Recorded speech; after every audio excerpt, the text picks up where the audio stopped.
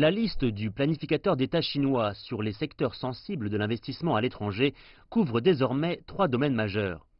Les médias d'information et le développement des armes ont été ajoutés au secteur existant des ressources en eau transfrontalières. La liste maintient aussi les restrictions sur les investissements à l'étranger dans l'immobilier, les hôtels, les studios de cinéma et les clubs sportifs.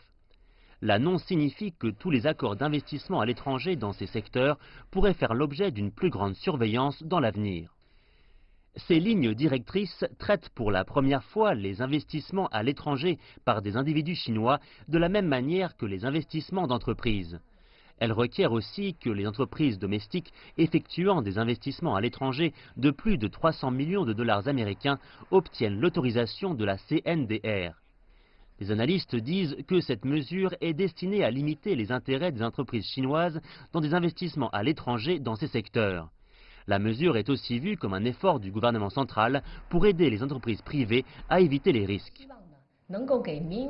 La liste est une directive pour l'investissement à l'étranger pour les entreprises privées chinoises. Elle est destinée à aider ces entreprises à mieux comprendre, à reconnaître les risques liés à l'investissement à l'étranger et à améliorer leur capacité de les gérer.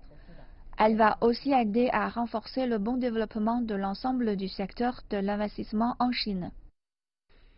Les investissements chinois non financiers à l'étranger ont baissé de 30% en glissement annuel en 2017. C'est le résultat de la campagne du gouvernement pour freiner ce qu'il appelait les investissements irrationnels à l'étranger. La CNDR a annoncé que la nouvelle liste prendra effet le 1er mars de cette année.